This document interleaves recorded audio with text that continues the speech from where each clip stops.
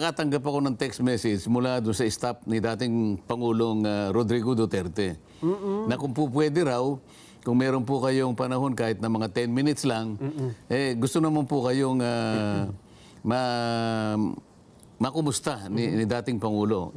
Nung ibigay nila yung lugar, talagang malapit lang. Kaya sabi ko, sige, pupunta po ako, ngunit nagmamadali rin kami dahil sa meron pa po kaming ibang pupuntahan. Yun lang. At nakita ko rin naman siya. Binati ko at sana'y maganda naman ang kanyang yung kanyang kulay din, Nelson. Kaya sabi ko sa kanya, mukha pong maganda naman po yung ano nyo, ang kalagayan po ng inyong kalusugan. Yun lang naman ang tinanong ko. Magtataka ka, kasi yung simula ko pa lang, yung pagpapile ko pa lang, hindi ko alam na ganoon karami na yung tao pa lang nag-aabang sa akin. Hindi ko sinasadya yun eh. Wala akong media na kasama, wala akong kilalang vlogger. Akalain mong nung ako'y bumaba na at papunta na nga dun sa kung saan magpapile ng COC, nakita ko yung mga tao talaga nagkakawayan na. So sabi ko dun sa mga kasama ko, o sige, puntahan nyo muna sila na maghintay sila sandali sapagkat merong seremonya dito sa loob. Kailangan nating i-file ito at meron tayong mga pipirmahang mga formalities dito. Pagkatapos ay magtatalumpati ng konti at may magtatanong yatang mga kasamaan sa media. At pagkatapos lalabas ka ako, doon na tayo mag-usap. Doon sa may paglabas mo ng kalsada, tatawid ka ng kalsada, nandun lahat yung mga tao. Kahit na po madalian, ay kailangan sumaglit po ako dito sa ating palatuntunan.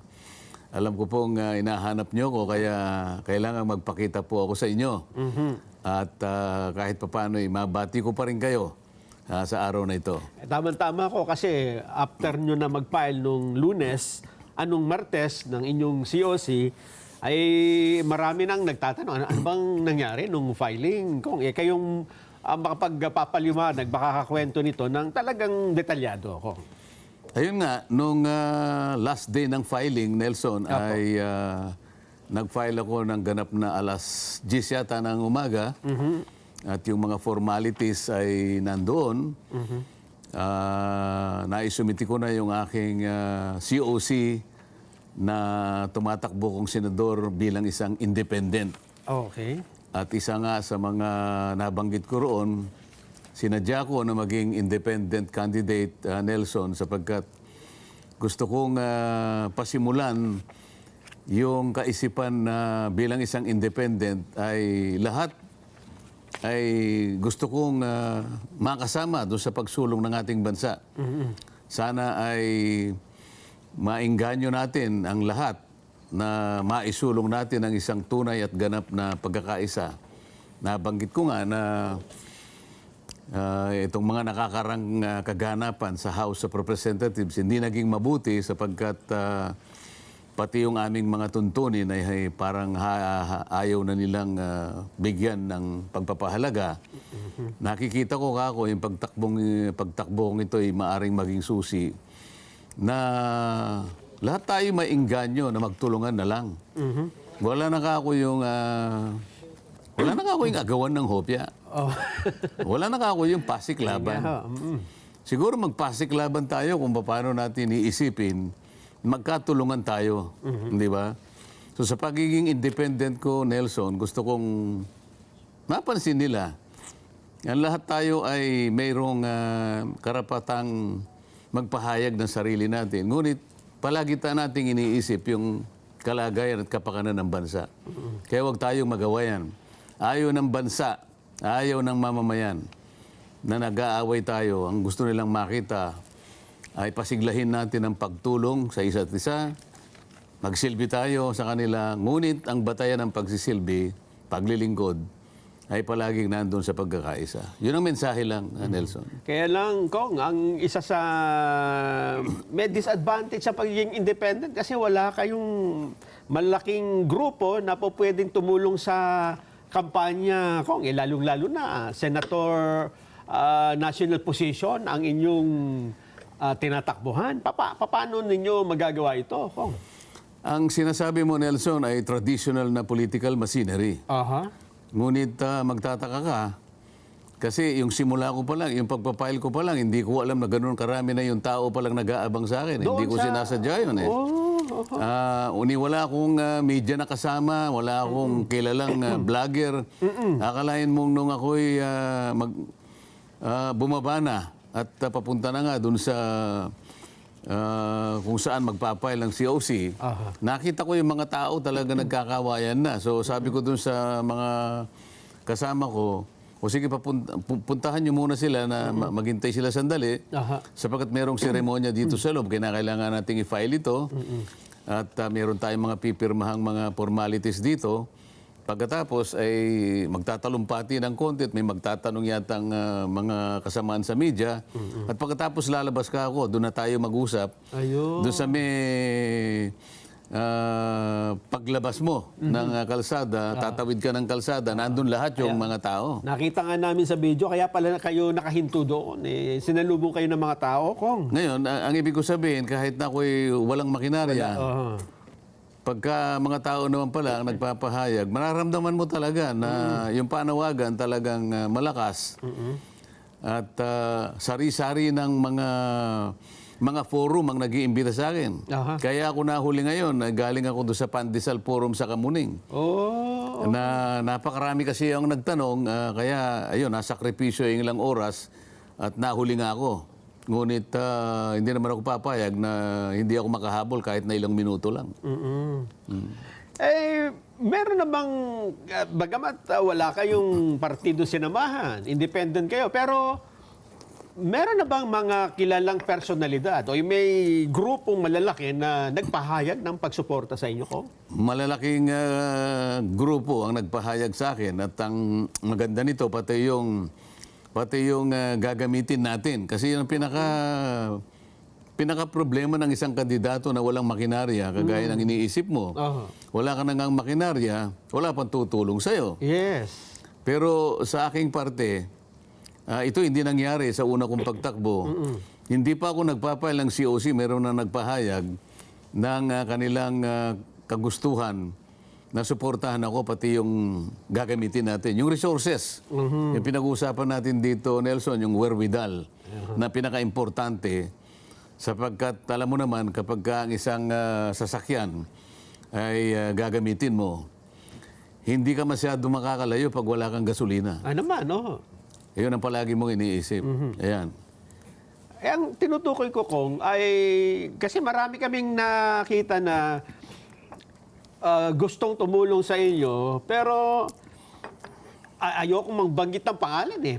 Kayo na mismo, baka may... Kasi nabalitaan ko lang naman, Kong.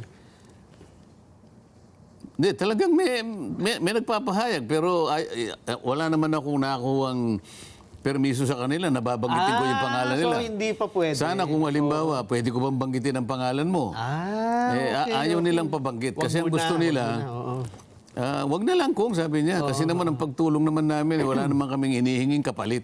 Ayun. Yun ang kagandahan. No? Kasi ako naman, nung sila ay nagpahayag ng pagtulong, ay tinanong ko na kagad. Ito bang pagtulong na ito kako, ay may hinihingi po kayong kapalit na gagawin ko hindi kanya. Basta gusto ko lang na makarating ka doon. Ang gusto ko lang kanya makarating ka doon. Sapat na sa akin nakabayaran yun. Yun naman ang sinasabi nila. Kung ang isang independent ay karaniwan din naman, meron namang adoption, Kong, ng mga party, di ba? Na isinasama kayo sa lineup, lalo na kung kulang sila. Pwede namang ganon. Pwede yung gano'n. Ang katunayan niyan, pagkatapos ko nga makapag-file ng COC, at napuntahan ko na yung mga tao na nagtitipon-tipon. Napakarami nila ron doon sa may kabila ng kalsada. At nung magpahinga kami, bumalik kami ron sa Manila Hotel, nakatanggap ako ng text message mula doon sa staff ni dating Pangulong Rodrigo Duterte. Na kung po pwede raw, kung meron po kayong panahon kahit na mga 10 minutes lang, gusto naman po kayong makumusta ni dating Pangulo. Nung ibigay nila yung lugar, ay talagang malapit lang. Kaya sabi ko, sige, Pupunta po ako, ngunit nagmamadali rin kami dahil sa meron pa po kaming ibang pupuntahan. Yun lang. At nakita ko rin naman siya. Binati ko at sana'y maganda naman ang kanyang yung kanyang kulay din, Nelson. Kaya sabi ko sa kanya, mukha pong maganda naman po yung ano nyo, ang kalagayan po ng inyong kalusugan. Yun lang naman ang tinanong ko. So nung nag-file kayo, nandito sa Maynila ang dating Pangulo? Hindi ko alam na nandito nung mag-file ako. Nung pagkatapos ng filing, doon ko na-receive yung text message. Na magkita kayo? No, nagkagusto niya lang na makumusta niya lang ako, siguro. Dahil siyempre, magkakilala naman kami. Ganun ang nangyari at nagpasya sila na pwede ka naming tulungan, sabi naman nila. Sino naman ang ayaw? Ano? Ang totoo niyan, hindi lamang sila ang nagpasya na tulungan ako, pati yung partido ni dating Senador Miriam Santiago. Yung PRP? Sinabi rin nila sa akin na i-adapt ka namin bilang isa sa aming mga senador. Yung Workers and Peasants Party na dating Labor Party, nagpahayag din sila ng kanilang kagustuhan na i-adapt ako. At saka mayroon pang isa na nakalimutan ko yung kanyang acronym. Sa Makatwid, parang 4 o hanggang 5 na partido ang nagnanais na sana'y suportahan nila ako. Ay sabi ko naman, ay lahat po kayo, ako pinasasalamatan ko ngayon pa lang. Ayun. Kung siguro, ito naman alam nyo na rin na ang pagtakbo sa National Post at sa iba pang mga pwesto, kuminsan ay pagiging tanyag na lang ng pangalan . Katulad nitong report na natanggap natin, umaabot po pala sa 91 ang mga celebrity at social media personality ang nag-file ng COC. Ito yung magkahalo na po, national at local election sa May 2025. 26 sa mga ito tatakbo sa pagkasenador. O ang iba naman ay nominee ng party list group. 65 naman sa local position. Ano masasabi niyo kung dito? Mukhang dumadami ho ang artista at mga sikat na tao, hindi lang yung mga gumaganap sa pelikula, pati yung mga social media, yung mga vloggers, Talagang marami kasi nung pagdating ko roon, naitanong ko, pangilan na kaya ako ngayon? Yung pagdating ko, tinanong ko kagad. Dito po sa latest count namin sa Senador, wala pa po kayo rito, pandagdag lang po kayo. Parang 134 na nun . Dami. Sabi ko, ganun pa karami, ganun po karami. So wala naman tayong magagawa, Nelson. Ganun ang nakalagay sa saligang batas . Lahat ng nagnanais na kumandidato ay meron lang requirements na kinakailangan ay masunod mo. Kinakailangan ikaw ay Pilipino.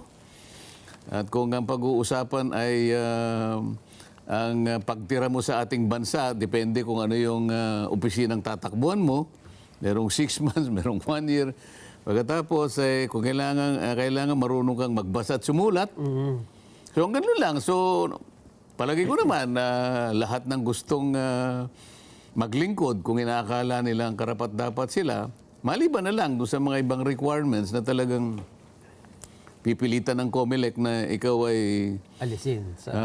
Kasi meron ding mga tinatawag na nuisance candidates. Titingnan naman siguro ng COMELEC yung kakayahan ng bawat isa na ipagpatuloy yung kanilang ginawang pagpapasya. Kung sila talaga ay makakatuloy. Yeah. So para sa inyo, hindi dapat pagtalunan kung yan man ay artista, sikat man o hindi, kundi baka pag naupo yan, anong gagawin niya? Parang ganun po ang inyong pananaw dito.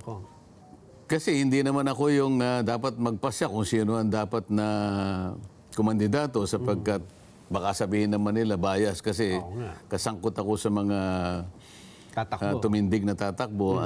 Yan ay pinauubaya ko na lamang sa paghatol ng ating mga kababayan na may karapatang bumoto. At alam ko naman ay unti-unti ay nabubuksan ang kanilang mga kaisipan, Nelson, na kailangan nilang talagang pakapiliin. Kasi in the final analysis, ang pinag-uusapan natin dito, ay yung paglilingkod na kanilang ipinangako. Ayun. Siyempre, yun ay puro pangangako yun. Titingnan mo siya kung yung pangangako niya ay may isa sa katuparan niya. Kasi kaya naman importante yun. Ikaw din naman ang paglilingkuran eh. Ikaw ang maasa na sila'y babalik sa'yo para yung karampatang paglilingkod na inaasahan mo sa kanila. Kaya mo nga sila pinagtiwalaan ng kapangyarihan eh. Ngayon, meron na silang maraming karanasan ngayon. Kasi sa dami ng mga nakita nilang kandidato, matanda at bata, maaaring iba'y umulit na ng ilang panahon, ano? Tsaka nila ngayon sukatin doon sa kalagayan ng ating lipunan, kaya kalagayan ng ating bansa bilang sa kanyang kabuuan, sa kanyang ekonomiya, at sa lahat ng aspeto kung yung pangangako na nagawa sa maraming panahon na eleksyon na lumipas sa ating buhay, sila nang bahalang umatol doon. Di ba? Yes. Okay. So, Kong, ito pong desisyon ninyo na tumakbo sa pagkasenador, ito ay wala nang ano to, atrasan, Kong. Wala na. Kasi sinabi ko naman talaga yan eh. Aha. At kahit sa pagtatanong nila sa akin, pagkatapos na ako'y makapag-file ng COC, kasi maraming mga media practitioners doon. Opo. Kung nung kayo po ay unang nagtangka na tumakbong senador, kayo po ay biglang nag-back out. Yes. Malapit-lapit na po. Ang sagot ko ron hindi kasi ako ganap na nakahanda noon. Pero ngayon kako matibay na ang aking pasimula. Di ba? Pati ang aming paghahanda ay medyo naayos namin. Kaya ngayon ay wala nang atrasan. Kasi kung ikukumpara natin nung unang tumakbo kayo, parang mas may partido kayo noon, Kong eh. Hindi ba? Kasama kayo sa unit team eh. Hindi, in-adapt lang ako ng unit team. Adapt din. Oo. Adoption yun. At adoption din ako dun sa kabila PDP Laban. Oo, pero ang sabi ko nga sa'yo, walang makinarya na pansarili ko. Ayun. Ang kagandahan ngayon, meron akong sariling, yung binuo naming makinarya na nakabatay sa voluntarism eh. Sa iba't ibang lugar, puro volunteers ito. At pagkatapos, may nag-volunteer din naman na tutulong sa amin para yung mga panggasolina namin. Sabi ko nga sa iyo, kung sa isang sasakyan, ay hindi naman kami mabitin sa aming mga pinupuntahan. Oo nga, oo. At pagkatapos, nandun pa rin yung pag-adapt ng mga ibang mga political parties. Ang totoo niyan, mga sarili kong mga kaibigan na lumalaban din ng senador, nagpapahayag din ng pagtulong sa akin eh. Ngayon lang nangyari ito eh. Hindi ko lang mabanggit ang pangalan. Pero yung iba, kilalang kilala talaga. Ang sabi niya sa akin, meron akong iniisip ng mga pamamaraan, pero ang gusto ko kasama sana kita. Ako naman, nakita ko naman na sincero naman siya. Sige, ako pag-usapan natin. Ayun. Hindi nangyari ito nung nakaraan. Hindi nga po. Ang daming mga unusual na pangyayari na noon ay hindi ko naramdaman. Pero ngayon, nararamdaman mo na talagang dumarami yung nagsasabi na, lalo na yung suporta. Nararamdaman mo namin, nanggagaling sa lupa eh. Di ba? Pero kapag naglakad ka, walang bumati sa'yo kahit isa, medyo delikado ka. Delikado nga. Naglakad ka, halimbawa, sa isang taong matao, walang bumati sa'yo at walang nagpa-selfie. Naku po, delikado. Ngayon, medyo hirap ka ngayong makadaan ng hindi ka Kitang-kita ko yan, Kong, nung nagpunta kayo ng, yun nga, sa grand launching ng Lebex na security guard, di ba? Lahat ng, kilala na kayo, Kong yun nga. Dati hindi ganyan. Hindi ganyan. Meron din naman. Meron din naman. Hindi katulad ngayon. Pero kung ikukumpara ko nga dun sa nakaraan, hindi ganito eh. Sabi ko nga sa'yo, isipin mo, pagpasok ko pa lang sa aeroplano nakita ko ng piloto eh.